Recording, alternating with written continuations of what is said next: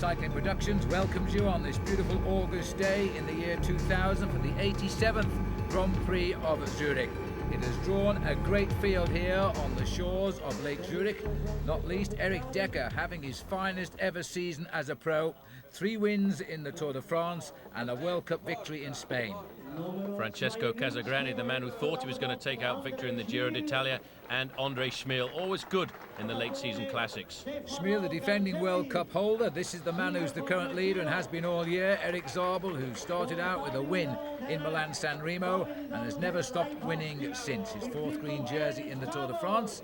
I think the local riders, though, and the local people, Paul, will be cheering for this rider. Yeah, Laurent Dufaux comes off a very bad Tour de France, but I think he'll be looking to do something later in the year. The other Swiss favourite, Oscar Kamenzin, the former world champion.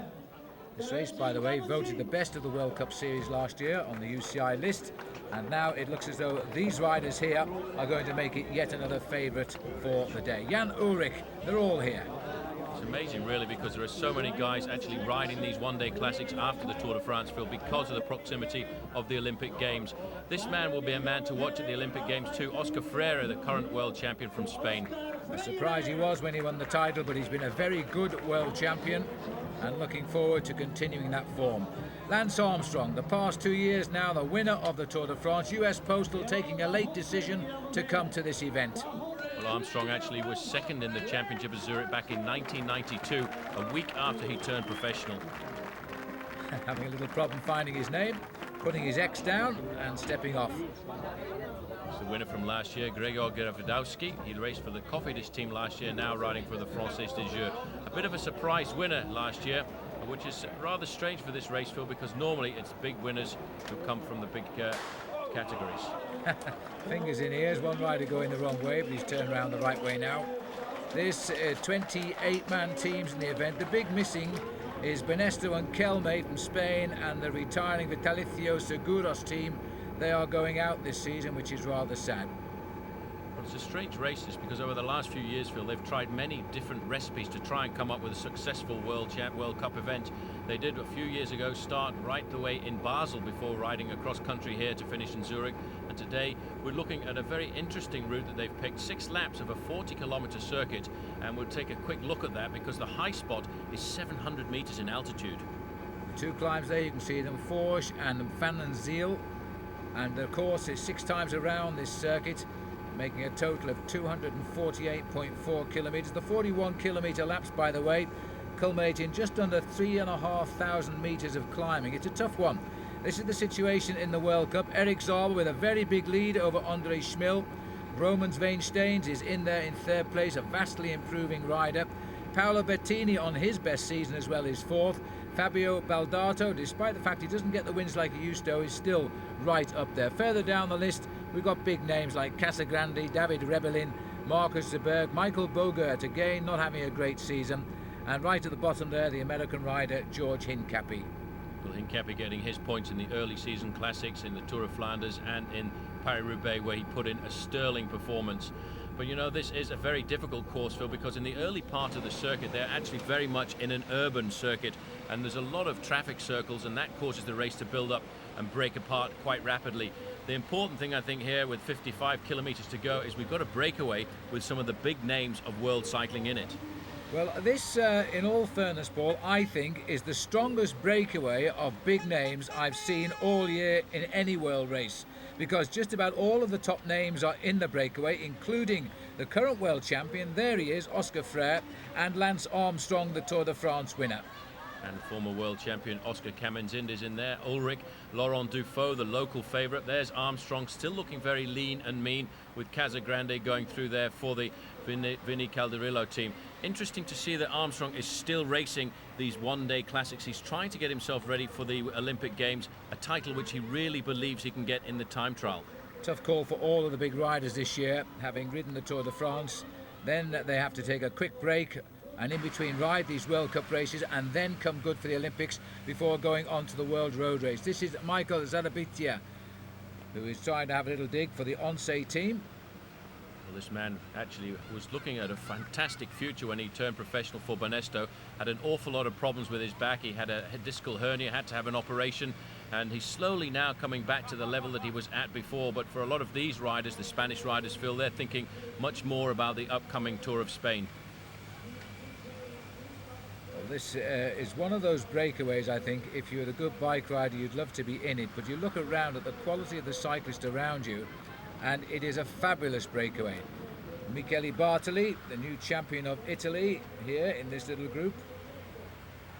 Also in the group, Roman Weinstein's a man who I think if he puts in a couple of good performances over the last few World Cups, Phil, he could actually move up and threaten Eric Zabel. In the early part of the season, we thought Zabel was untouchable. We thought he had the World Cup in the bag and he was going to actually walk away with it. But as we come to the latter part of the season, he's had a very long season, starting back in January at the Tour Down Under in Adelaide. Well, looking down on the shores of Lake Zurich here, this breakaway got away at 188 kilometres in. Armstrong, Ulrich, Francesco Casagrande, Frère, Rebellin, Kamazin, Dufault and Andrei Kivilev. That's the composition. Bartoli trying to reduce the damage here. They have pulled it back a little bit as they've split up behind, but they're still a long way behind. As we're going towards the final lap now, it's going to be a tough call to bring that breakaway back. There's the main field, slowly but surely slowing down, I think. Really being reduced in numbers. This is a very difficult course here. The fact is you do have these 6 laps, and when it does get tough, a lot of these riders will be looking at the showers and taking a lap out and finishing maybe a little bit earlier than they would have done in a place-to-place event. But you see that group, Phil, at the front, all of those riders for the moment are the top riders in international cycling, and they all feel that they can win this bike race. This is one of the few occasions, in fact, when Switzerland closes its roads, especially in this region, for a professional bike race, but this one has a long history, starting way back in 1914 when Henri Reinwald of Switzerland was the first winner ahead of Otto Wiedmer. In fact, Swiss riders getting the top 3 places. Really is a beautiful day, but the main field down there looks to me as though they've had enough of it because they know now that the breakaway has gone.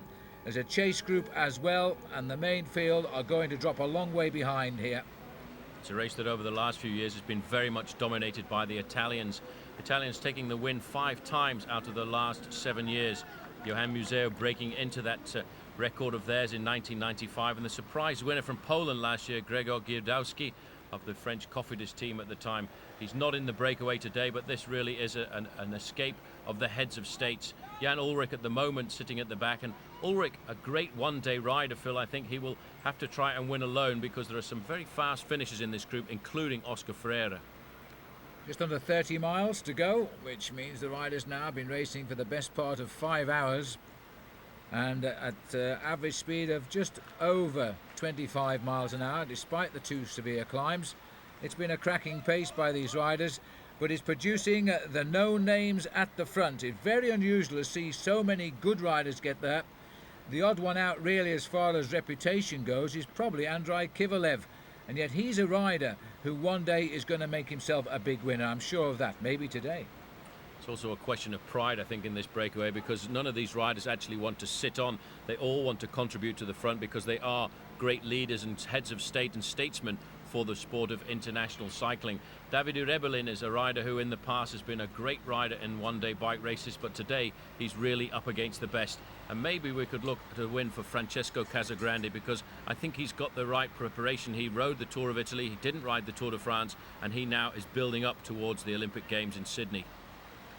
Just watching, going through on the outside there, Jan Ullrich, just calmly having lunch and just keeping his pace, no big effort, just the steady tempo.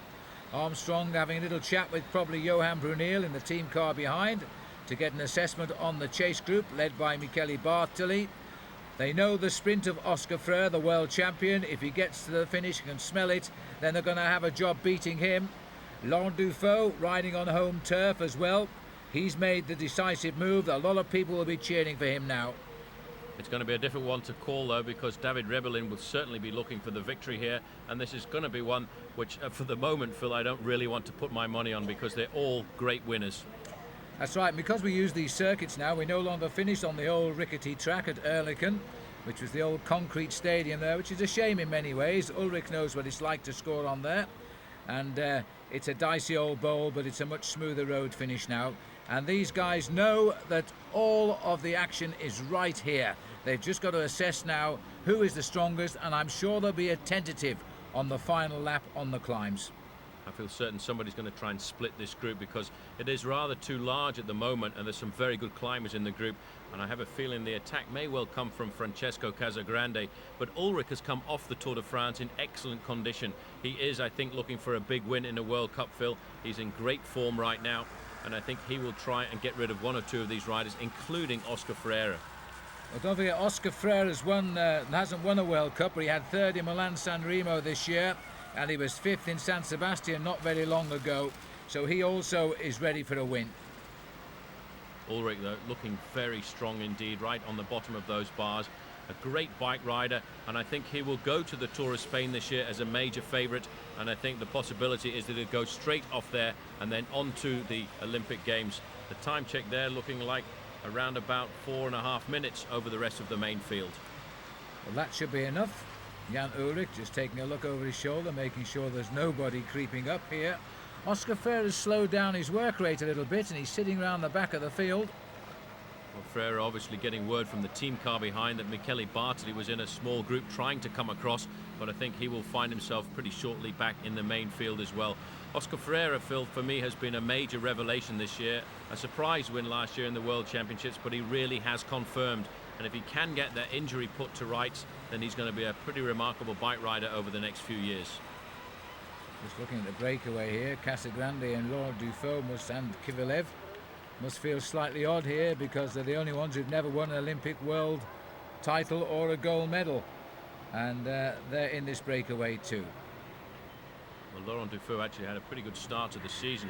He finished 6th overall in the Amstel Gold Race, but had a disastrous Tour de France where he was actually on a course of antibiotics for an inflamed prostate, and he came out of that Tour de France not really in very good shape. He's trying to get himself back into form for the Olympic Games. He has been selected, and that's caused a bit of a stir really, because everybody thought that Pascal Richard, the winner of the Olympic Games road race in Atlanta, should have had an automatic ticket. But this year, I don't really think Pascal Richard has got all cylinders firing. Now, Pascal hasn't had a great season. He came over and gave a lot of credibility to the new Linda McCartney team in Europe, as did Max Chandri. And so Pascal Richard, I think, although he's given us that credibility, he hasn't had a good year at all. He had that problem at the start of the Giro d'Italia along with Ben Brooks, two riders on the Linda McCartney team. Food poisoning overnight after the prologue, and that was as far as they went. Armstrong taking on board a bottle there, and it looked like Dr. Eric Heiden handing it up.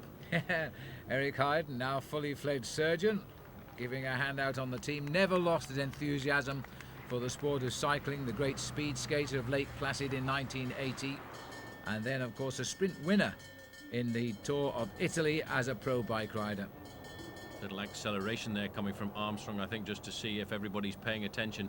But I do feel that we're going to see a big attack as we come into the final lap here. There are two big climbs on the final 40-kilometer circuit, and I'm sure we'll see somebody trying to break this field apart. And I reckon the important thing for these riders is to try and get rid of Oscar Freire, because if they carry him to the finish, he's the most certain winner. Just over 5 hours completed, the circuit taking just on the hour to get round, so we're looking at time at about 6 hours 8 minutes. And the breakaway now more concerned with each other, I think, than what is going on behind. The peloton here has seen better days, and I would think when they go through the start-finishing line, they're going to plan on dropping out, at least some of them, because they're not making too much pace now. This is the group of Eric Zabel. Zabel really needs to try and get some points in an event like this and Paris Tours if he's going to run out the overall winner of the World Cup this year. But these are not really the races that suit him, Phil, and he has to go out in races like Paris Tours and just make sure he keeps himself regularly in the points. And what a season that would be for him if he could take the green jersey at the Tour de France and the World Cup title as well. That'd be wonderful, but the one thing that will give him some consolation is the fact that Andre Schmil, his nearest challenger and World Cup holder, is also in that group with him. And so neither are going to score much, even if they pull off the win in the sprint. The best they can hope for now, I think, is a couple of points in the competition. Not very many riders left in this main peloton right now, and it seems as if the drive really has gone out. And it's all, Phil, really because of the names in that front group. A lot of them probably wishing they were down here right now alongside the Zurich See, having a nice rest in the sun and just taking a day off from the bike riding. It looks absolutely idyllic here. Some of the finest cyclists in the world passing by just yards away, and the sun rays are more important to some people. As the race goes by, they can't leave anyway, of course, because the roads are all shut down today. That's underneath what will be the kilometre banner. But right now the bunch making their way towards the end of the penultimate lap. Still a long, long way behind. The leaders are now heading out towards the first climb on the last circuit. Well, as soon as these riders come up to the line, that looks like Axel Merckx on the front of the main field. He isn't going to put much of an effort into trying to pull back that deficit because he's got his man Oscar Freire in the front group. The main field now going through the feeding station, and when they come up to the line fill, I reckon we will see a deficit of well over 3 minutes. Yeah, I think it might be even more than that now. Remember too that Bartoli is somewhere in no man's land, or cameras haven't shown him for a while, but he's up there. There's Axel Merckx, the champion of Belgium, in that black top to his jersey. The boys making quick snatches, taking on food, so at least this lot are planning on the last circuit. The man on the front there is Lucas Shinto. A new hairdo for Lucas Shinto, one of the top domestiques on the circuit. A very good friend of Maximilian Chiandri's here, just ticking away on the front of the main field. Axel Merckx, resplendent in his Belgian national champions jersey, and there is André Schmeel. Right on his wheel is Eric Zabel. Zabel will watch this man very closely over the next couple of races. The difference between them at the moment is well over 100 points. But, you know, there's 100 points for a win in these World Cup races, so one win by André Schmeel could bring him right back into the chances. There is still very much time here, and Schmeel has indicated he does not want to be selected for the Olympic Games for Belgium. He's concentrating on his World Cup defence and the possible World Championship. There's the gap going to the clock, holding at about 4:17. It's going to be very difficult for these guys to pull back anything like that because all of the big teams are represented in the front and there's no real reason for the main field to chase. I think they will ride round and maybe have a slight flurry for the lesser points at the moment, which is why Eric Zabel really has to stay in the bike race right now. Still the same names at the front, 8 of them. Sitting at the back more often than not is the world champion, still living in hope that the man chasing in the gap is around about a minute and a quarter back, not much more than that, Michele Bartoli.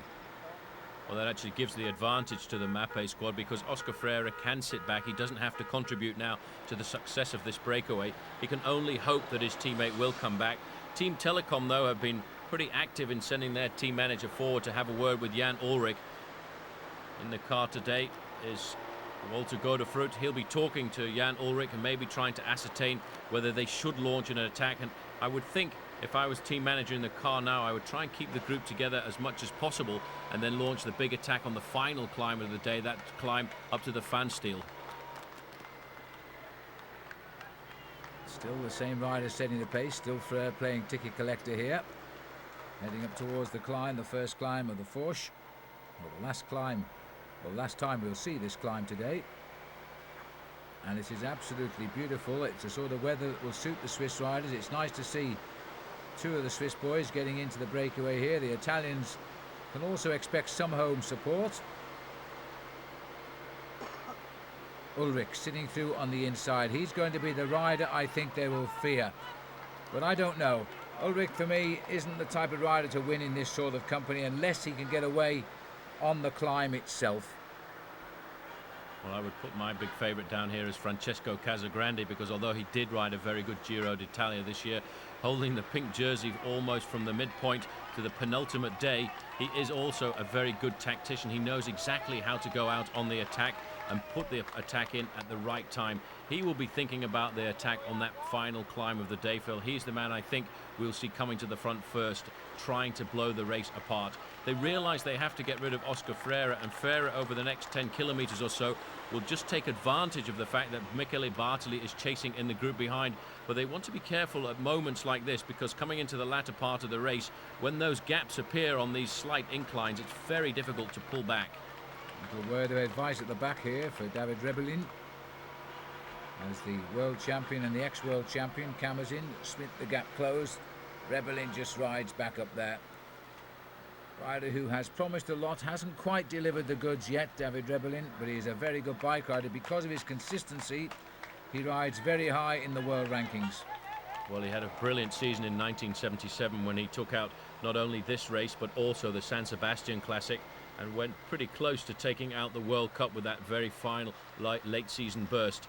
The big surprise in this group, as you say, is Andrei Kivilev wearing number 16 there, one of the great Kazakhstan team that turned professional and scattered themselves amongst all of the European teams. A quick look here at Michele Bartoli. Bartoli now returning to the form that made him one of the top contenders in the world, and a man who I think is going to be an almost certain favourite for the Olympic Games and the World Championships at the end of the season, because he came through the Tour de France, Phil. He's got over that problem he had from the crash in 1999 where he exploded his kneecap, and now I think every year he's getting better. In fact, they've pulled back just a little bit, 52 seconds now, but really there doesn't seem to be the urgency in this group. Well, it's close, but he's having to do an awful lot of work. Oscar Freire playing the faithful teammate, even though he is the world champion up the road. Not helping that escape at all. We're now on to the lower slopes of the Fourche. 10% gradient, 1 in 10, very consistent all the way up for the best part of 4.5 kilometres. It's a very long climb, but I do feel the worst is the final climb of the day, because that goes up in 2 steps. It climbs up and you think you've reached the top, it drops down just a little bit, and then it kicks up again at around about 7%. Back up with the leaders, higher up the same climb now, and receiving the cheers of a lot of cycling enthusiasts enjoying the summer's day. Still, it's Ulrich setting the pace. Armstrong riding him close and giving a little bit of a kick here, and nobody, it seems, able to follow Lance's wheel. Armstrong looking good. He's got that suppleness that took him to the top of many of the Tour de France mountains. Ulrich looking over his shoulder. This is almost a return to the Tour de France just a month ago, as we look at the riders who are really thrashing it out over the Alpine passes. Ulrich, though, Phil, looks very strong indeed. The huge gear that he's ticking over right now shows that he's got big power. And Armstrong himself looking as relaxed as he did on the Alpine and Pyrenean passes. Well, the Trek bikes on the roof here of US Postal, a word in the ear of Lance. He showed us there he had a turn of speed that hurt Rebellin, who didn't rush to close that gap. But they've all got back together now as they start the descent here off the top of the Fourche. Well, Johan Brunel very nervous in the team car there, trying to come forward all the time. I wonder what he wants to talk to Armstrong. In fact, is calling him forward right now. He's got his arm up there. I hope he doesn't have a problem with a wheel. I think it may well just be a little bit of tactical talk that he wants. Takes on board a cold drink for the final few kilometres of the bike race. But he is, Phil, looking very relaxed indeed. And who knows, this is a race. Armstrong tends to go back in the history of his career. He went back, having finished last in San Sebastian, to come back and win it a few years later. This was his first success in a World Cup in the Championship of Zurich, and maybe he's thinking about taking out the win here. And Armstrong, not too far away now from his 29th birthday. Professional at the back end of '92 after the Barcelona Olympics, which a performance which didn't please him, and a result before the end of that season with a fine second place in this event. Well, I'm surprised he wasn't happy with that performance. He was 14th in that Olympic Games, and really anybody else would have been pretty pleased with that, but he'd built himself up psychologically to win that race, and I think it was somewhat of a deception. Well, I can remember working at the time for NBC television in the States, and boy, they really put pressure on him with all the things they were saying about him, how well he would do. And I think anything less than a gold medal was seen as pretty much a failure. But what a career he's had since then in many, many ways. We experienced the odd picture breakup. As always, it's the signals going from the motorbikes up to the helicopters. And so bear with us. Nothing wrong with the footage or your tape, by the way. It's just simply a problem with the transmission. It always seems to be worse on these urban circuits because we're in and out of very high built-up areas, and the trees also breaking up that microwave signal there. Oscar Freire, for the moment, Phil, is looking pretty comfortable at the back of this group, just sitting there, allowing all of the other riders to do the work. He's going to try and hang on over the final climb of the day, and if he does, I think that's the man I would go out now and just put a few bob on. Well, this course is not flat in very few. Is flat in very few places. We're heading over the top of the Fourche now. It doesn't stay flat though. It undulates, as you can see, as we get down to the far end of the course down at Esslingen. And then we'll turn and head up into the climb of the Pfannenstiel. This is one of the riders from the Michele Bartoli group trying to get across, and it looked very much to me as if that was Daniele De Paoli. He's got a lot of power here, but if they want to get across, they really need to work together as a unit. And the fact that he was riding off the front of the group shows to me that they are losing their impetus. The last time check we got was pretty close to 1 minute, and I think these riders will certainly fade away from the top. Yes, Massimiliano Cigana at the back here, gritting his teeth and hanging on to Bartoli. This group is now losing ground. In fact, it hasn't had a good climb of the Fourche, and it is now outside a minute. It was 52 seconds, you may recall, at the start.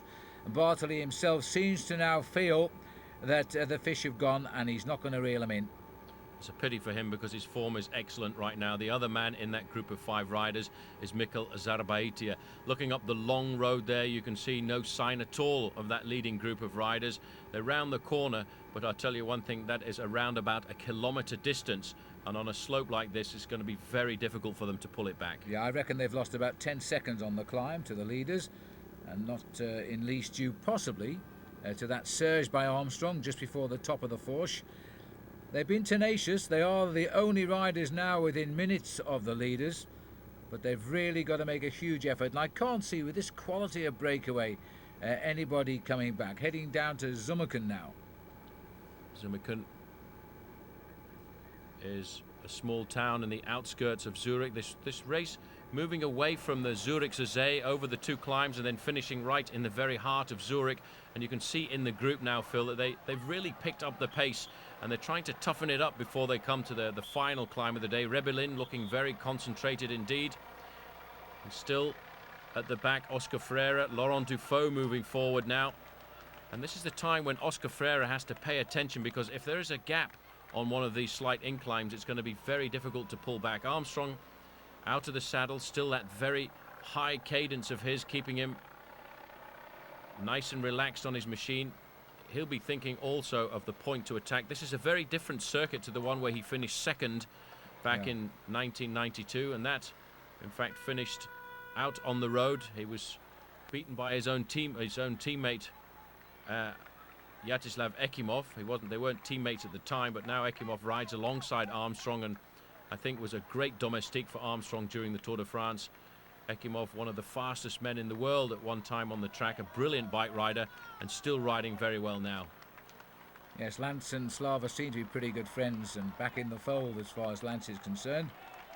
Ekimov given a contract back with US Postal this season. Cheers all the way for the elite of cycling. The world champion is now driving. I wonder if word has reached him to forget Michele Bartoli, because he's now working.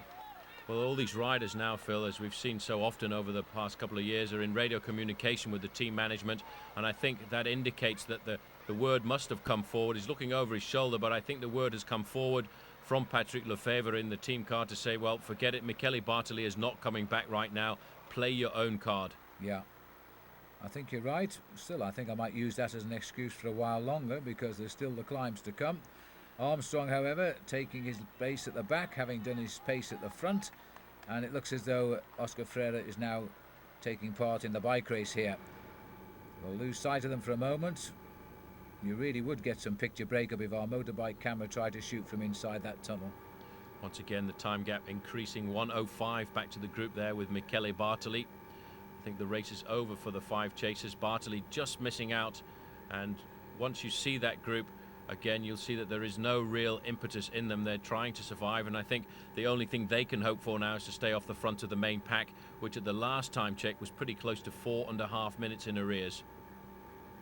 Yeah, they're out of it now, and Zabel keeping control of Schmil. I don't think he'll be too unhappy with the way this has gone. It's not the sort of course he excels on, and his main rival is trapped with him in what's left of the peloton anyway. Just waiting for the riders to settle down after coming through that tunnel. Here they come. The helicopter doing a nice job at hovering. It's always sorry, Paul. Yeah. It's always a very difficult race to cover this for the television as well, because we're so close to the Zurich International Airport, and they have to keep a very close eye on the helicopter shots, because occasionally they come pretty close to the flight plan of the Zurich Airport, and it's always difficult organising events like this around Zurich.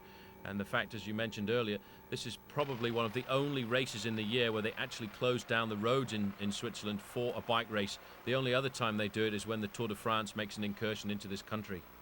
Quite right. Roman Weinstein's in this breakaway as well, the impressive Latvian rider. But it looks as though they've all decided now it's not going to be their day today. They're racing at the minute for 9th place. As we go back up to the leaders now, still the same names on the front.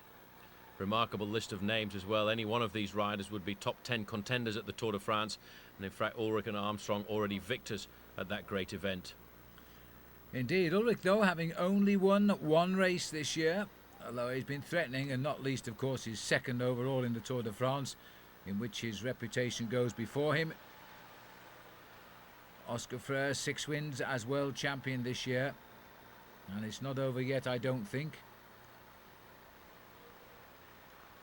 Well, that victory just a couple of weeks ago by Jan Ullrich in the Coppa Agostini was a pretty impressive victory as well. That's a very tough event in Italy, and he took the Italians really to hand in their own country there. And there's a race that in the past has really been very much dominated by the Italians and used to be a huge build-up race for the World Championships when the World Championships was at a reasonable time of the year. I still feel that it's very difficult for these riders, especially names like Armstrong and Ullrich, to keep themselves fit for a World Championships, which this year is going to be pushed back to almost the end of October. This race, which became known as the Grand Prix of Switzerland for a little while, and that was when Ullrich had his second place in it. That would have been back in 1997, I think. 97, and he now they've secured really good sponsorship in this race. It is safe for the next 2 or 3 years with big time sponsors involved, which is great news for Swiss cycling too.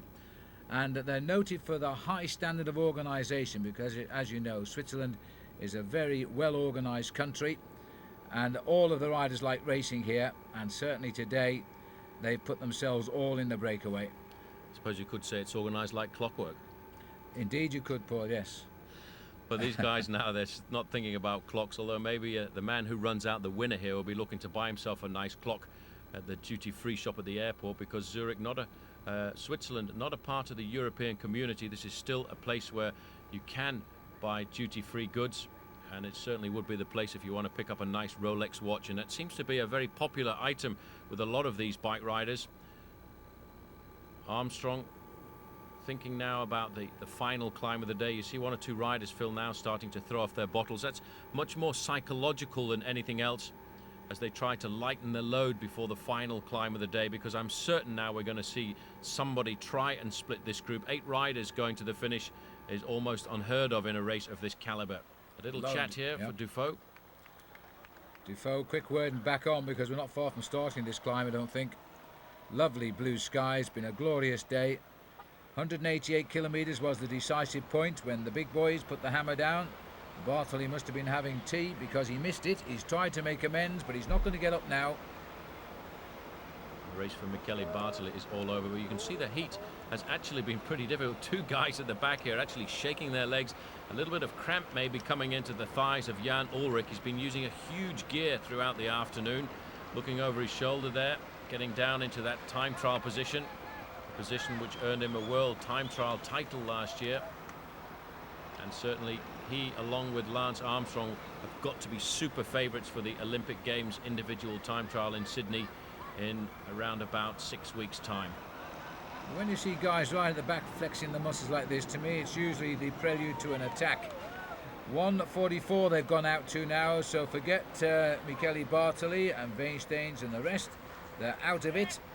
These boys know that the steady pace at the front has paid off for them today. Nobody's attacked each other.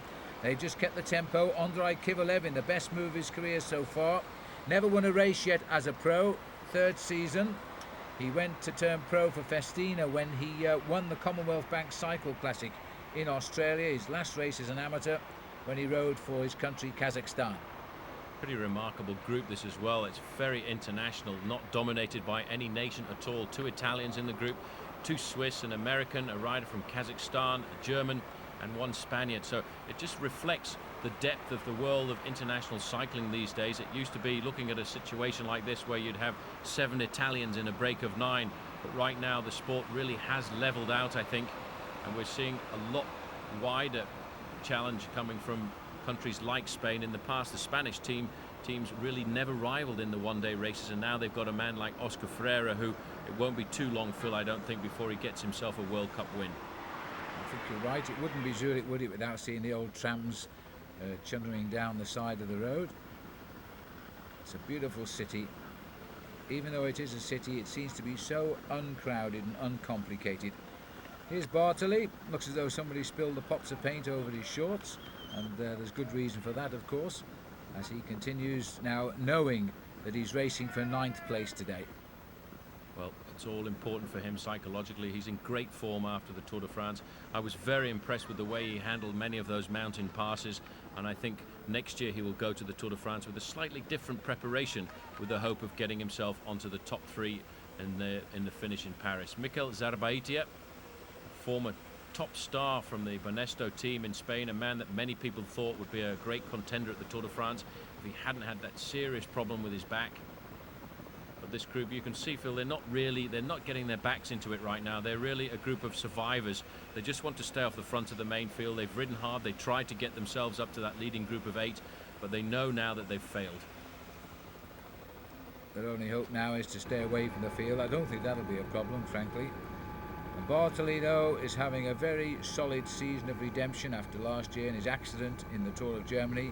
It's been a toughie for him. He seemed to start well with a win in February, but then I think it all came too soon. He went out of it for a while, had to pack in his campaign for the World Cups in Belgium, etc. Now he's coming back good, and it will be wonderful, especially as he's now won the Italian title, to go on and pick up the Olympic title. What an end of season that would be. Oscar Freire moving off the front there now, taking a little bit more interest in the work being done at the front of this group of 8 riders. Armstrong now riding much further to the back, keeping an eye, I think, on the other riders just to try and determine who is the strongest guy in this group. He'll keep a pretty close eye, I would think, on Francesco Casagrande in the pale blue jersey of Vinny Calderillo. He's the man who I think is going to be the first man to launch an attack on that climb. Very confident in the attack that he put in the Tour of Italy this year to take the pink jersey, and maybe he should have attacked once or twice more, because if he had done, he would have opened up a bigger gap over his other challengers, and he should have run out of the winner of that race. But what a shame for him to lose it on the penultimate day. Absolutely. That's tough, but then he got the King of the Mountains award somewhat by default, well, I don't with think that all was of very the fair. times on it. Very unfair, that. I think that was a little bit misunderstanding by the Italian organisation there, and I think if they'd had any thought about it, they would have awarded 2 King of the Mountains jerseys, because to me the best climber in the bike race really was Kepe Gonzalez. Absolutely. Casagrande, though, wouldn't give his jersey back, so he's run out, and the records will show him as the winner on the very last climb of the Giro d'Italia, because he was the one that put one of the little transponders onto his bike, and the rules were you don't have to put them on, but if you do put them on, that's where we're taking the information from. That was in the time trial. This breakaway group doesn't look quick, does it? Yet it's averaged around 41 kilometers an hour just by helping each other out, not attacking each other, and letting the whole of the field in the Grand Prix of Zurich fall back now to more than 10 minutes behind, with that Bartoli group in between. And it looks to me as though we might even be pulling the tram back here. They may well not have missed the train this time. That train may be slowing down to get a chance to have a view at some of the best bike riders in the world. Armstrong, Phil, is looking pretty nervous right now. He's still got a lot of agility, still got a lot of fluidity in the upper part of his body, and I would think he will be itching for the first move. I don't think he'll be the man to attack on the climb here. I think he will play a defensive role. He's fairly confident with his sprinting ability, and so I think he will be looking for somebody else to attack and try and follow the move, which I feel certain will split this group. Everybody watching out the tram windows there. The proof of the pudding that it's faster by bike as the leaders go by the tram, which is one of the most efficient ways of transport around Switzerland, particularly here in the Zurich region. They've changed direction now. Every turn of the course is taking them that little bit closer to the big climb of the day, where there must be an attack. Otherwise, they'll take it to the sprinters, and then we should see somebody like Oscar Freire taking on perhaps Jan Ulrich in the sprint. Well, the Bartoli group going even further back, 2 minutes behind right now. The car trying to get into the action right now is driven by Vincent Lavenue, the team manager of the AG2R team. and his man Andrei Kivilev is in the group. We're on the foot now of the very long Farn Steel climb, 6 kilometers in length. The steepest part, Phil, 15%, and we go up 227 meters in altitude. This, I think, is where the race must certainly split. And look at the length of it too. This is 6 kilometers, this climb. Plenty of time to ride men off your wheel if you've got the strength to keep going. Anxious to keep the pace up at this stage, using his big ring, is Casagrande, a known climber, remember. Oscar Camazin, not such a hot climber, although he does pretty well in the Tour of Italy on the mountains. Camazin's only win this year, the overall victory in his own country's national tour, the Tour of Switzerland. But there, Francesco Casagrande looking very cool indeed, very much at ease. Armstrong in a slightly bigger gear than the one he's used to, and the huge gear of Jan Ullrich at the back of this group. And somebody gone there. And in fact, yes, the man who's missing is Kivilev. Been dropped immediately. He must have said, as soon as I come to that climb, it's curtains, because he's made no effort to match the pace here. Now he's gone off with a 4-minute buffer over the next group and 10 or 12 minutes over the field. If he can hang on, he's going to get a good result even so. It'll have to be 8th place now, because this is such a long climb. Even if he recovers, he's not going to get back on. Absolutely not. That's very much what my old friend Ferdy Vandenhout, the former winner of Gent-Wevelgem, would say, boom, boom, and out go the lights. I'm afraid so. Still, you save on electricity. Absolutely. Armstrong looking very confident now, though, Phil. Camazin taking over. If you look, though, in 4th position there at Francesco Casagrande, he's looking twitchy now. He's the man I'm certain is going to attack as soon as we get to the steeper part of this climb. This climb starts off at a 12% gradient, then there's a slight descent in the middle part of it, then it kicks up at 15%, and that's where I think the attacks will come. They're taking much closer order here now, and they're no longer helping one another. They're just riding through and off. Casagrande is always a front runner on mountains. He likes to set the pace, which he can handle himself, and that's what he's doing here alongside David Rebellin. Rebellin himself, a former leader for a number of days in the Giro d'Italia, is certainly an above average climber, and this sort of course won't be too hilly for him in any way whatsoever. But it seems to me that these 7 riders are very evenly matched. 11% just here, and 1 in 9 that is, and it looks to me as though they're all pretty much on a par.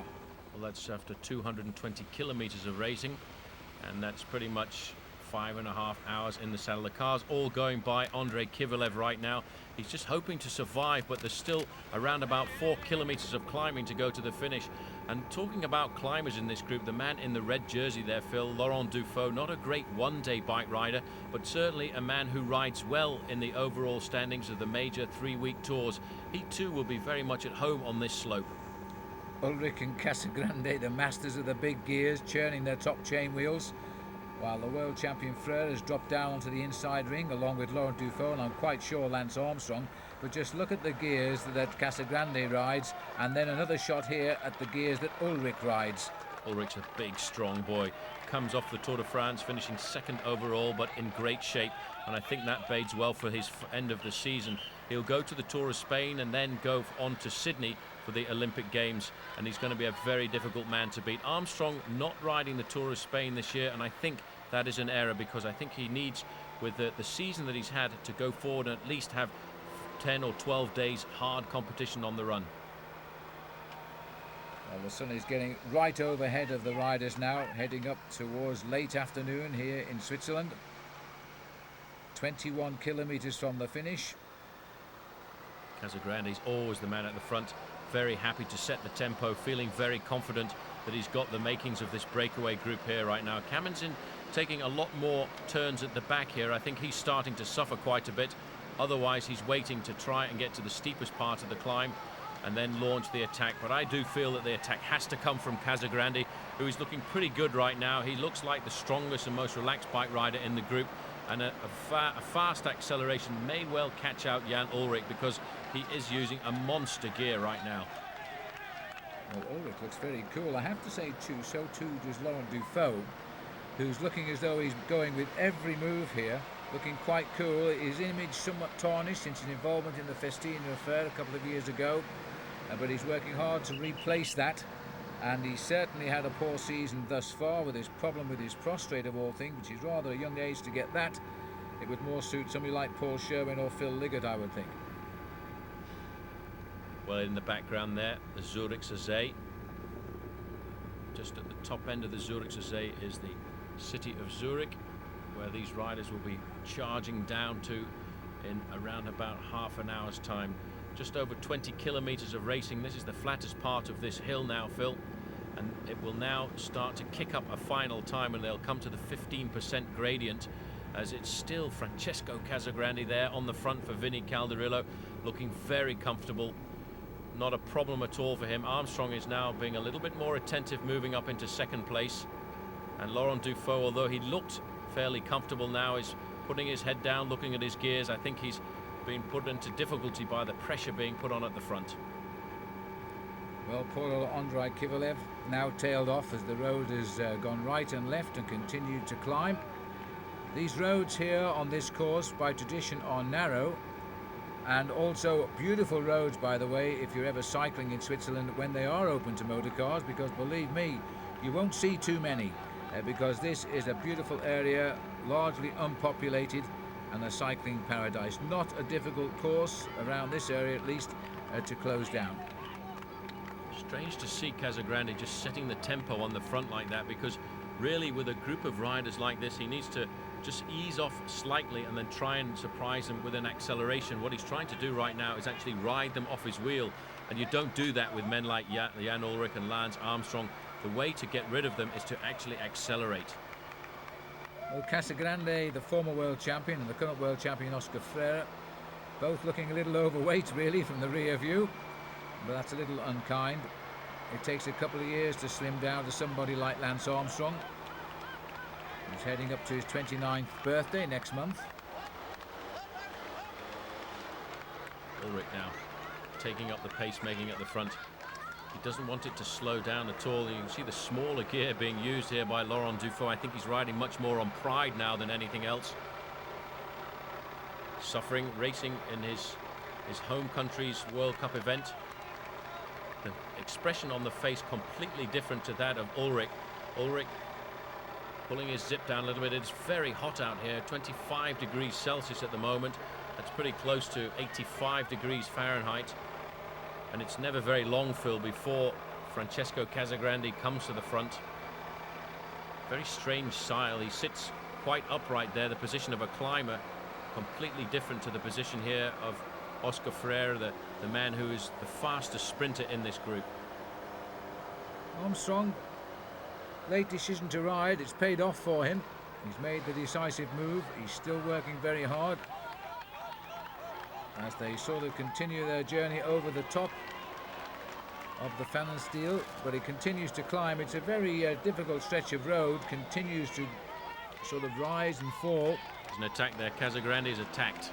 This is the time I was expecting Francesco Casagrande to try and launch an attack, but he hasn't caught them unawares. They've all lifted the pace. Dufaux's in second position, Oscar Freire there in third.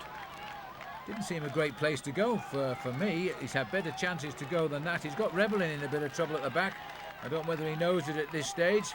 The motorbikes, as usual, getting in the way. And that attack coming when nobody really expected it in the lead convoy. It's not a good pace. Lovely tempo, though, by Casagrande. But just look at this. Laurent Dufaux has marked him without any problem whatsoever. And Oscar Freire has cracked. Freire is the man going backwards there. Armstrong, in a little bit of difficulty, has seen the move. He is trying to ride across there. Rebellin is away as well. The man in the middle now forcing the pressure was Jan Ullrich, and it would happen right in the middle of the forest. We can't get down there with the cameras because of all the picture breakup, but it looked very much as if Laurent Dufaux was there alongside Jan Ullrich and Francesco Casagrande. Well, we now know who the strength is in this breakaway. Those three riders opening a little gap, but remember, if they don't get away on the climb, you can bet your bottom dollar back will come Armstrong, Rebellin and Oscar Freire. And Armstrong is not waiting for that. He's gone across anyway. Four of them are up there now. Ullrich setting the pace with Casagrande, Dufaux and Armstrong are ridden across the gap with a lot of confidence, I think.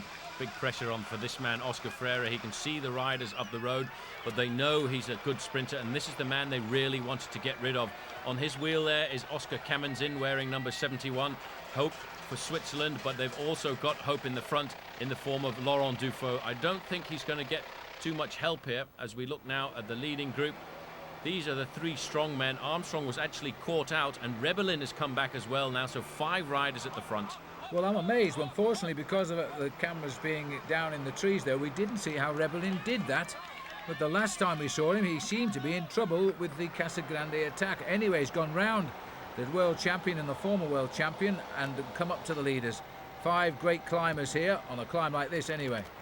They certainly need to put some time between themselves and Oscar Freire, and I think that is why these riders are now working together on the slopes. Bit of chaos out there. Everybody wants to get in and see the crucial attack, because most of those cameramen feel that there is going to be another attack from this group.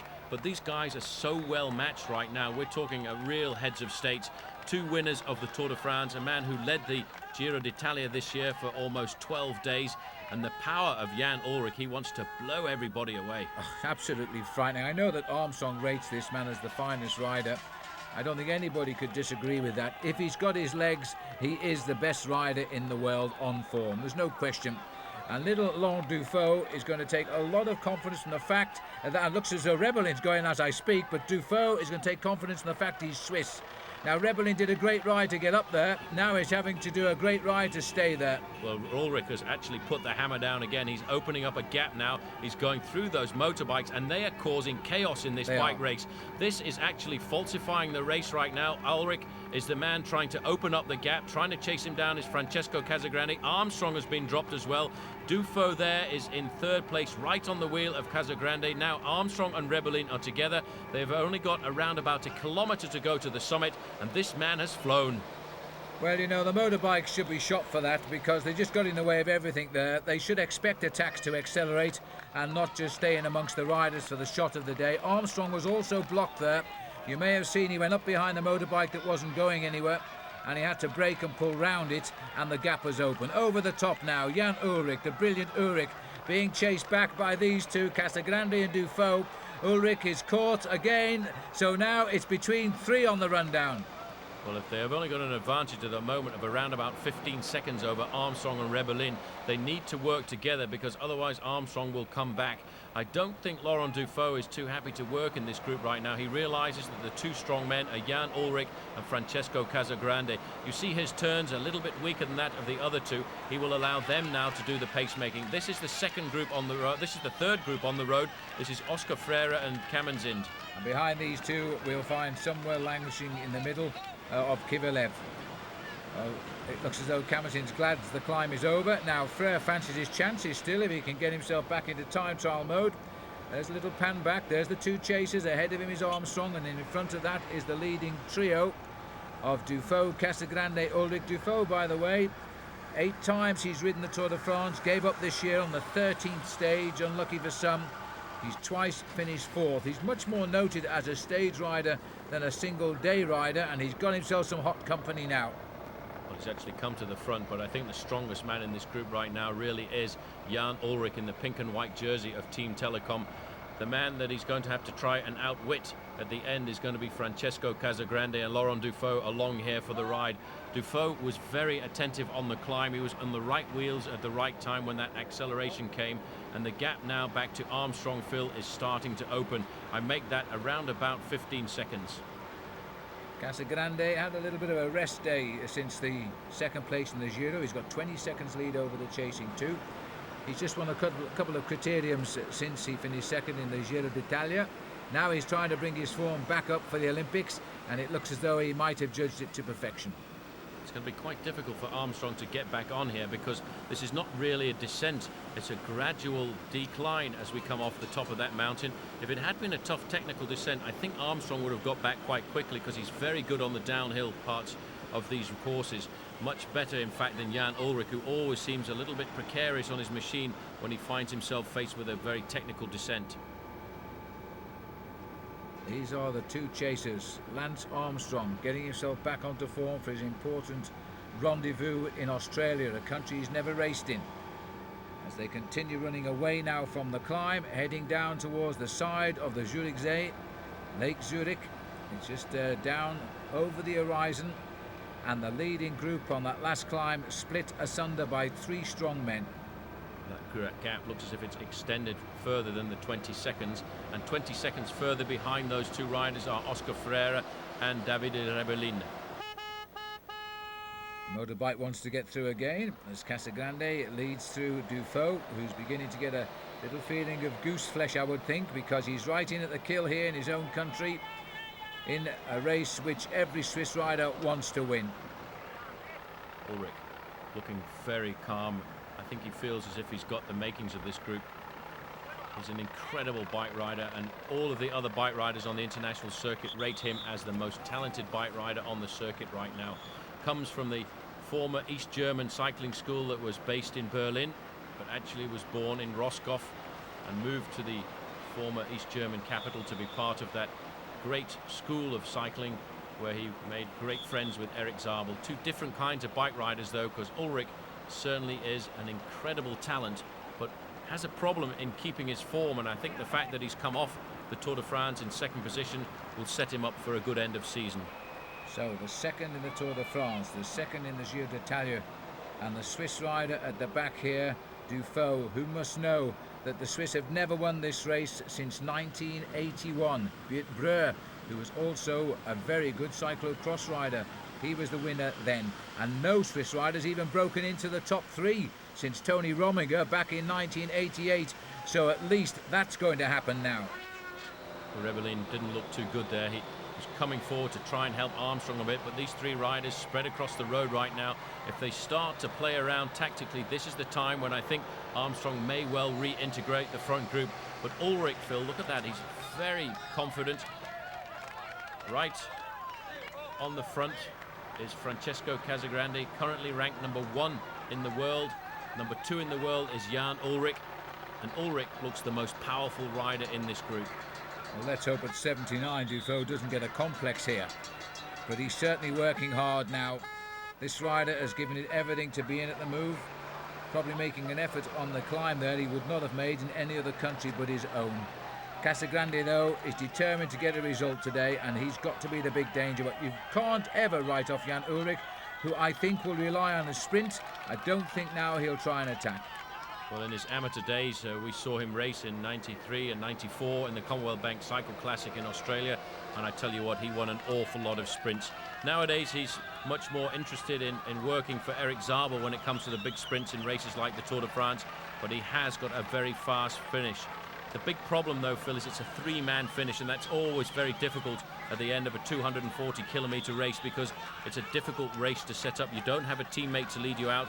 You have to take the responsibility of starting the sprint yourself, and that's why there are very often surprises. That's the aggression on the face of Ulrich, the effort on the face of Dufault. Ulrich just seems to have everything so much under control. Took the corner a bit wide there, but he made it okay.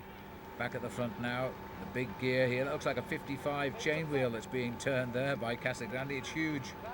Absolutely massive. They're urging Dufault to come forward. They want to try and make sure that Armstrong doesn't come back to the group, and also Rebellin, who is with him. I think we've seen the end of Oscar Freire, who at the moment is at around about 50 seconds behind. This is the next group on the road, Armstrong and Rebellin. Rebellin, looking at his pedaling action there, seems to have lost a bit. They are losing ground. 37 seconds now as opposed to 20 seconds at the last time check. Yeah, and this road deceptive. It's actually slightly uphill here. One of those horrible little roads at this stage of the race when your bike seems stuck to it and you can't get any speed out of it. And Armstrong seemingly the man who has to do all of the pacemaking there. Rebellin a little bit of a passenger. Three leaders. Ulrich leading them down. He always looks a little bit risky to me on the descents. He's such a big bike rider, and his movements are not as fluid in the corners as some other riders are going around these bends like this. He's leading them down because he wants to pick the line that he wants. Absolutely. He can also slow them down as well, because some of the corners he's going around here, he gets a bit of a speed wobble on. He uses his brakes at precisely the wrong moment. He's not a fluid descender at all. Casagrande urgently coming to the front again. I think he feels now that he has got a great chance of taking this win. He's won single-day races before. He won the San Sebastian Classic a couple of years ago, and it was just after that that news came through that he was tested positive for a high testosterone level. He's been trying to put all of that behind him for many years now, and he was hoping this year he would have taken out victory at the Giro d'Italia. Led that race until the penultimate day, when he got blown away in that incredible final time trial. Dufault now He needs to play a lower profile, I think, because he's got to rely on some sort of surprise. He's not a bad sprinter from a group like this. He's not a renowned sprinter, but he's not bad, 65 kilometres an hour. In fact, all three of these riders, not a big gap between them in a final dash for the line, certainly not after 6 hours of racing. Interesting to see how Ulrich handles the sprint. As we said earlier, we have seen him being a very good sprinter, but he will have to lead this sprint out, I would think, and that's where he may well cause the error, because normally he spends much of his season riding for the overall standings. To actually win individual stages is not so important to him anymore, and he may well have lost the knack of taking out an individual sprint. His only chance, I think, was the big chance he took earlier on the climb, trying to go clear alone, and that didn't work because Francesco Casagrande and Laurent Dufaux nailed him back. Running off the tops now. The sea is on the horizon again, at least that's what they call it. It's a huge lake here in Zurich. Lots of pleasure boats and ferry boats on it. They come off that mountain at just a shade short of 55 miles an hour. And Ulrich has been the man keeping control of the descent as he wants to. Casagrande backing off just a little bit. He should be riding just a little closer there to the wheel of Laurent Dufaux. Oh, that was a bit dodgy. There was a traffic island. This is the problem now, Phil, with the international cycling. So many of these towns have special furniture out on the roads to direct traffic left and right, and it's becoming very dangerous for bike riders coming down at speeds, as you said, in excess of 55 miles an hour. Yes, and forced onto the wrong side of the road for that sort of speed for the right-hand bend, but they're all safely round. And Laurent Dufaux gets on with it. Casagrande just making sure that Rebellin and Armstrong aren't coming back, particularly Rebellin, because those two are rivals for selection for the Olympic Games. It's going to be very difficult. A lot of controversy at the moment about the inclusion of Marco Pantani into the selection for the Olympic Games, and I'm a little surprised at that, because although Pantani is a great climber, I've never really seen him as a one-day bike rider, and to put him in makes me feel that the Italians are actually losing the possibility of putting in a good bike rider for one-day races. I couldn't agree more. It's certainly not a course of Pantani, Sydney, Australia, a course which I know very well after some 12 years of visiting Sydney, and I had the pleasure of driving around the course a year ago to check it out, along with a man, Ray Godkin, the president of the Australian Cycling Federation. 52 seconds, still drifting out from 37, so they're out of it now. It's the fourth place sprint here for one of them. Well, Armstrong, I think, probably kicking himself, but it was a very decisive moment there. Armstrong was with the group when the acceleration came. He just didn't quite have what it took to stay on the wheel of these three riders, and I think probably, Phil, because the rumour is that Armstrong's training over the last month or so has really been tilted towards the individual time trial. He hasn't been racing over long distances. This is the longest race he's ridden since the Tour de France, and I think maybe that is why he's just cracked a little bit on that final climb. As we look at the front three here, worth noting that last year's winner, we never saw him all day, is now in the showers. Grzegorz Gwiazdowski has packed it all in for La Française des Jeux. A little flick of the left arm. Next, please, come on through. Nobody interested. One man is Jan Ulrich. He wants to get to the finish as quickly as possible. I'm sure as the kilometres tick by, he's feeling very confident.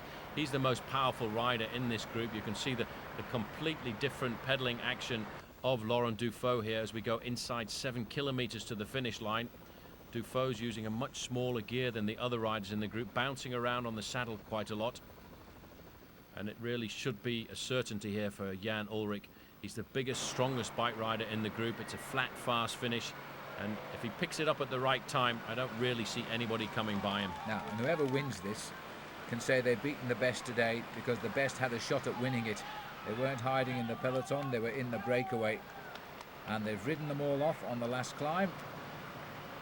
Two riders who have had second in the big tours this year, now taking on a greatly inspired Swiss man in Laurent Dufaux. Nobody yet wanting to sit back and think about tactically manoeuvring for the finish. They're all working very well together.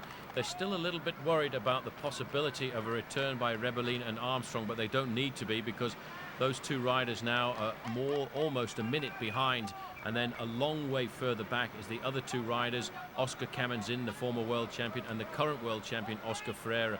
The last time check we had on them was around about a minute and 40 seconds. So basically, with 6 kilometers to go, it's over. The winner will come from this leading group of riders. A little bit of technical talk coming up here for Laurent Dufaux. I think it's really just a question of hang on in there and survive, and keep an eye on Ulrich in the sprint. I'll tell you what, if he were to win, it would be a good win for Seiko as well as for Dufaux. As they now all come up in turn. When one comes up, the others will follow, just to boost their man for the sprint. Dufaux will understand Italian, he'll understand German as well, so he can keep tabs on both of them. Casagrande moving across there as we get closer and closer to the finish. I noticed that the team management there for Telecom didn't come forward. 54 seconds is the time gap, but it's actually going out all of the time, and I would say it's outside the 1 minute mark now to the two chasers, Armstrong and Rebellin. So these riders now have got to start thinking about their tactic for the sprint. A little plaster there on the ear of Jan Ulrich. That is the radio communications directly back to the team car behind. Not been an easy ride these last few kilometres for Dufaux. His face seems to be a little bit more distressed than the other two, who are masters of disguise, a bit like Laurent Jalabert. And certainly Ulrich is the master of it all, although he's made to suffer this year like we've never seen him suffer before in the Tour de France, especially on the climb to Hautecam by Armstrong. And this very slightly built man, Francesco Casagrande, 9 months suspension he served in 1998 when he tested positive in a race in Italy for testosterone, and now seemingly fighting his way back into the thick of it with a clean slate. Let's hope so.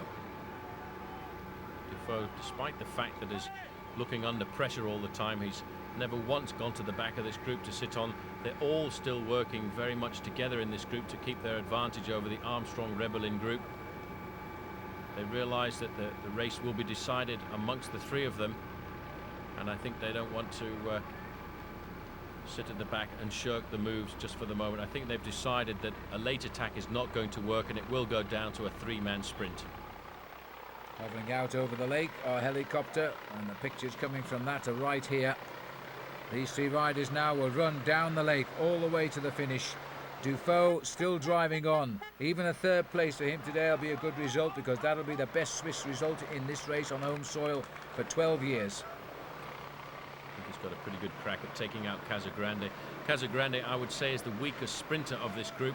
The big man, though, Jan Ulrich, has got all of the power necessary to take out the win right now.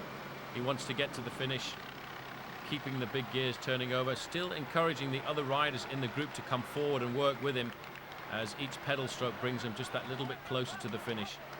Huge gear. Ulrich, you can see, always on the bottom of the handlebars there. Very strong bike rider. If he could just look after himself through the winter months, this man, I do feel, could win the Tour de France on multiple occasions. Rather fortunate for the others he doesn't then, I think, Paul. But just to finish those statistics, if Ulrich were to win, he'd be the first German since '87. Rolf Goltz, who was a great rider. We've seen Rolf this year as well.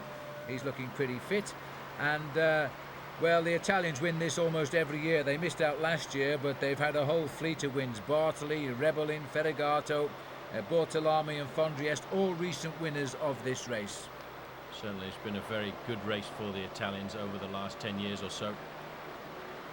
This is going to be a strange sprint, because these three riders have worked very hard, and it's been a long breakaway too. They've been at the front of the bike race for around about 2 hours of racing, and that, I think, is going to tell on the sprint when it comes down to the end. They're alongside the lake right now, and they'll be looking for that flamme rouge, the red kite indicating just 1,000 meters left to go to the finish line, and they're still, Phil, all working very well together, although Ulrich seems to take a little longer just to check out the opposition now. 2.2 kilometers to the line. You can probably see those little transponders hanging off the front wheel there. Each rider has one, and that will check them in and stop the clock when they go over the finishing line. Modern technology in world cycling, and that was the reason why Francesco Casagrande won the King of the Mountains in the Giro rather than the most deserved Chepi Gonzalez. Anyway, he's going to be right up there, certainly in the top three, and I think possibly the winner today, as we head down the side of the lake And I'm wondering who will be the first rider to stop working in this company. Certainly somebody is going to have to right now, and I would think it's probably going to be Laurent Dufaux, because he realizes that these two guys are riding very strongly at the moment, and in fact he hasn't. I expected Dufaux to miss a turn then and try and take up the third position coming in towards the sprint at the end. And it's so strange, you very rarely see this. We've seen a breakaway of the heads of state of international cycling, and they're all working right up until the final kilometre. And Phil, this is a very rare occasion that you actually see this. Dufaux looking in difficulty now, but still coming forward and working with the rest. 1 kilometre to go. Well, the crunch period is upon us now. 247.4 kilometres are covered. No one is going to catch them, so it's time to shut down. And Jan Ullrich moves over to the right, gives them a second and goes for it. He's opened the sprint at 900 metres. Oh, that's a long way. He has got the gap. There is Dufaux trying to get onto his wheel. If he can get his wheel, he's going to get a brilliant lead out. Ullrich realises he's gone too far, sits up. Dufaux is back on his wheel, and now's the time. If Casagrande's got it, he should go over the top. But Dufaux was so attentive. This man could be the dark horse of the breakaway. We've looked at Ullrich and Casagrande, but Dufaux, as I said earlier, has never missed an attentive moment. He's gone with every move. Ullrich now, as so often happens with this man, he puts himself in the wrong position in a sprint. Looking over his shoulder, he's waiting for the twitch. He's in the worst position of all. In fact, Casagrande has the best position, but I would like to be on the wheel of Jan Ullrich, because he's a huge, powerful rider, and everybody knows he has to lead the sprint out from a long way. So Ullrich is going to be forced to lead it out again, because the other two are not going to come by him until they get half a shot at the line. Ullrich is riding, as always, close to the crowd, waiting for the move on the outside. He's had to open it up now, and Dufaux is in a perfect position here, but here comes Casagrande. Dufaux heard him coming and has gone first, and this is going to be a win for Dufaux. Dufaux has rid himself of the ghost of Beat Broy, because he's just won the Grand Prix of Zurich, and it all looks so easy. Remarkable. There's the winner, Laurent Dufaux. And 10 kilometres ago, I would not have put any money on his shoulders to win that bike race. This is the second group on the road. So Laurent Dufaux, as we look at Lance Armstrong and David Rebellin fighting out for fourth place. 4 victories back in 1991 he had when he was the champion of Switzerland. That was his first year as a pro, and that was his 36th win of his career, and he might well tell us it was his best win. There he is, a great win too for his Italian Seiko team. But he deserved it today, an inspired ride, and now that's the end of all the criticism about him getting a ride at the Olympic Games over defending Olympic champion Pascal Richard, who's been dropped in favour of Dufaux. Back to the race here. Rebellin on the front, Armstrong looking comfortable right now, but this is not really what he was thinking about. He was thinking about the win. Rebellin accelerating up towards the line. I don't think Armstrong will challenge at all here. That's very typically Lance. Job done, good effort. He's not interested in fourth place. Fifth will do nicely, and the valuable training miles and the feeling he was in the action all of the way. It's been a very good day out for Lance Armstrong, as he would no doubt tell us. There's all the action down there for the interviews now, as Oscar Freire gets the better of former world champion Oscar Kamazind. The 2 Oscars are in, and well, he doesn't look disappointed, does he? Jan Ullrich having to be content with second place. As usual, blew it in the sprint. Always seems to put himself in the wrong position. Nobody in their right mind, surely, would start a move at 900 metres to go. Well, it's a shame, really, because he was the strongest rider in the group there, and he did, Phil, I have to say, give an ideal lead-out to Laurent Dufaux. There's the man who's won the Championship of Zurich, or the Grand Prix Suisse, as we call it nowadays, and he is going to be a pretty happy camper tonight. First man since Broy. And Tony Rominger got the last pace on the podium for Switzerland in 1988. A long wait, but this little country has turned out some wonderful bike riders over the years. And congrats, it's going to be a while before he gets to the podium, I think. Swiss TV there. As you look again, you can see the face. Ullrich looking across there, Phil. He realises now he's blown it. He led out the sprint perfectly for somebody else, and that somebody else was Laurent Dufaux on the inside. Casagrande, well, he was just pretty happy with third. Yeah, I'm surprised he was what he's. I really thought Casagrande would have won that, but there we are, third for him, and victory for the big man. He's only a little man, really, from Switzerland, Laurent Dufaux. Those beautiful images as here comes the punch for Switzerland. It's a long time coming, but I tell you what, he will savour this. It will go down as one of his favourite wins, because winning on home turf is really something very rare for a professional bike rider. There's the moment that Jan Ullrich knew that he was beaten, and Laurent Dufaux pops the line first as we go onto the podium now. The top three riders certainly were the three strongest bike riders. Casagrande goes off first. Well, at least he won the champagne cork popping competition, getting in just ahead of Dufaux and about 25 seconds clear of Jan Ullrich. And there's the result. Laurent Dufaux getting his victory over Jan Ullrich and Casagrande. Rebelling getting the better of Lance Armstrong, who wasn't interested in fourth place. World champion Oscar Freire there again in sixth. But you know, the result really is good for Eric Zabel. He snicked a couple of points in the end, heading home a rather lethargic main field, and that's moved him a little bit further ahead of André Schmiel. Well, Laurent Dufaux still looking pretty hot out there, Phil, and he was asked how difficult the race was. It was a very long race. I think it was a very difficult race route. It was a very fast race even from the start, and it was a wearing down process. It was a very dangerous breakaway early on with about 30 bike riders, and I thought it was finished then. But there's quite a few teams got themselves organised, and then with three stages to the finish, I felt really good. My legs were great, but I knew we had to look out after Armstrong, Ullrich and Casagrande, and it was then just a natural selection on the climbs. And the penultimate lap, I did everything I could to stay with the best riders. And Ullrich was absolutely superb, very impressive. And I just said to myself, you've got a little chance if it comes to the sprint. And then the last little climb, about 15 kilometers to go, I was in difficulty, but it looks as if we all stayed together, and I'm really happy to succeed and follow Beat Breux. Almost 20 years since a Swiss rider has won here in Zurich. Probably it's one of the most beautiful victories of my career. And I actually wanted to reset the clocks because of all the selections people have been talking about for the Olympic Games, and I think I didn't steal my place. And all that out of one question, so there's a commentator's delight as well. Looking down on the city of Zurich, it's been a great World Cup race. Wouldn't surprise me if they don't get the best organised World Cup race again for a second year in succession. Hope you've enjoyed it. Paul Sherwen, I'm Phil Liggett saying, until the next time.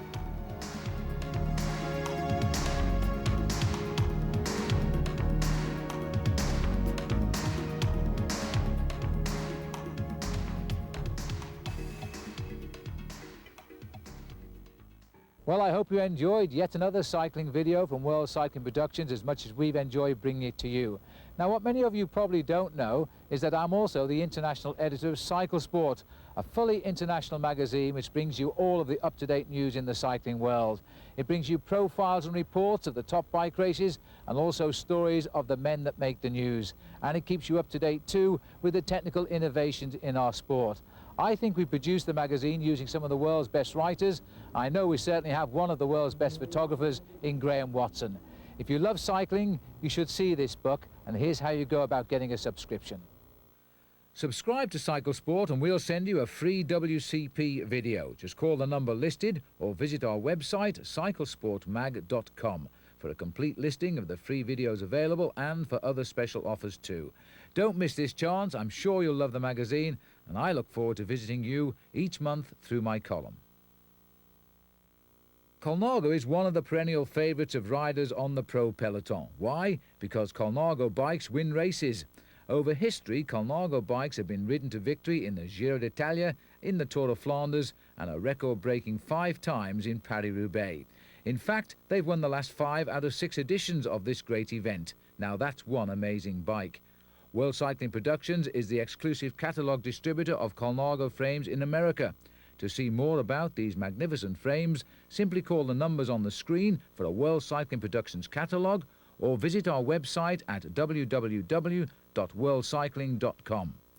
WCP is one of the largest Colnago dealers in North America, with selection and pricing to ensure that you can own one of these magnificent bikes.